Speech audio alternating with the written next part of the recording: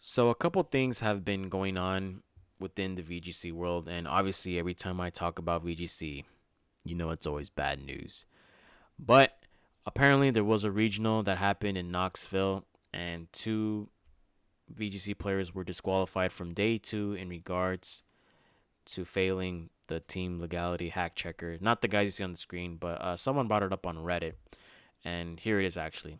More DQ shenanigans were afoot as both Eric Bartlett's and Hungyun Dome, sorry for butchering that, teams failed the hack check, resulting in them both losing their day two status.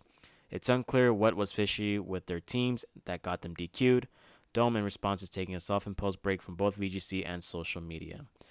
So, here's the thing.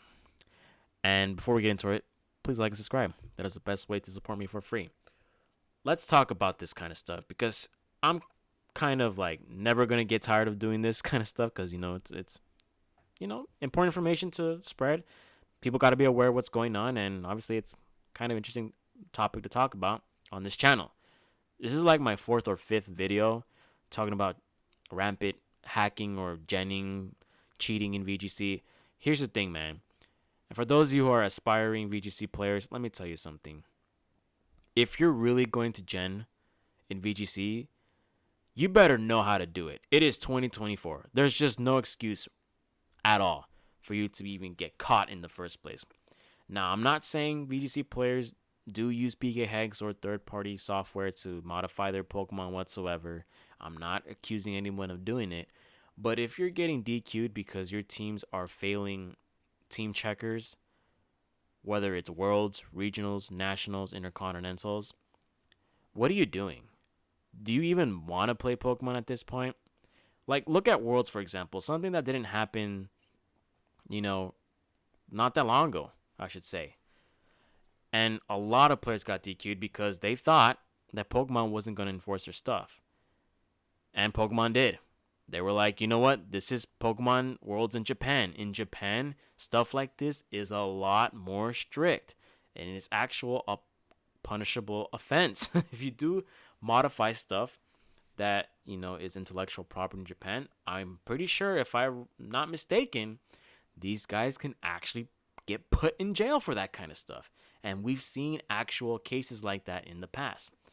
But when it comes to VGC, it just seems like everyone wants to be having the victim mentality. Oh, they hate us, or I didn't know, or we they should have told us, whatever, all that stuff. I spent all this money to go to Worlds. I trained so much.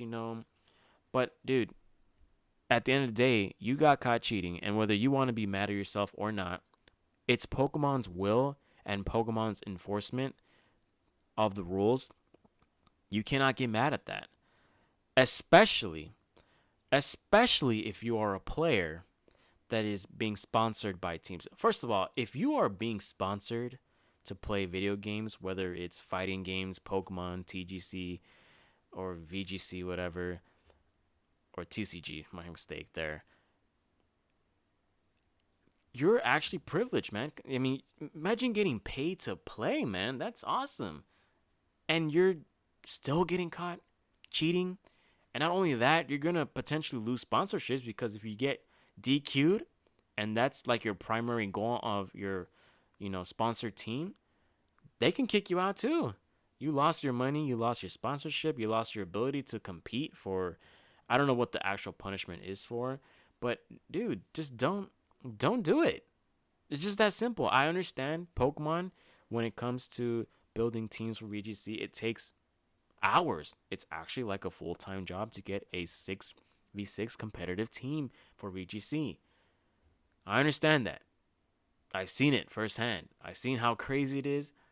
And obviously, Pokemon's accessibility isn't at an all-time high when it comes to, actual creating VGC Pokemon from scratch, but they're actually improving it.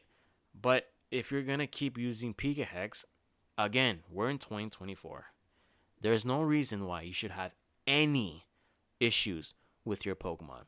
Either you learn how to use PK Hex yourself, or you find somebody who can pass you their rental code and they can check and you can check what's wrong with your team. If you can do those two things, I guarantee you You will not have any issues in VGC. But yet, players want to risk their livelihood.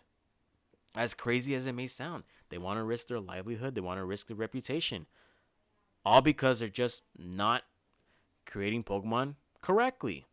If you're still poorly genning in 2024, just stop. You're going to get caught.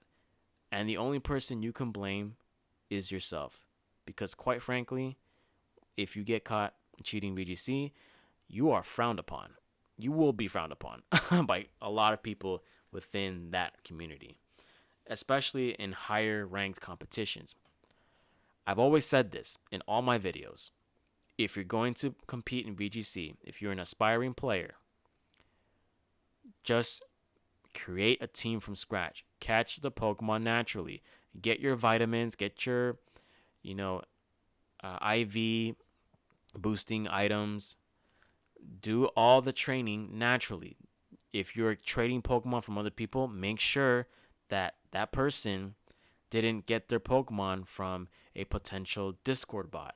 Make sure that everything that you have used, your resources, your actual hardware, is not tampered with, because one day it will catch up to you. And one day you're going to get caught, and one day you have nobody to blame but yourself. So let me know what you guys think about this. Quite frankly, I've always been a proponent of genning Pokemon, but not using Pokemon in actual official competitive tournaments, because once money and prizes and trips to worlds and nationals get involved, things will get serious. So let me know what you guys think down below in the comment section. It's your boy Franklin signing out. Peace.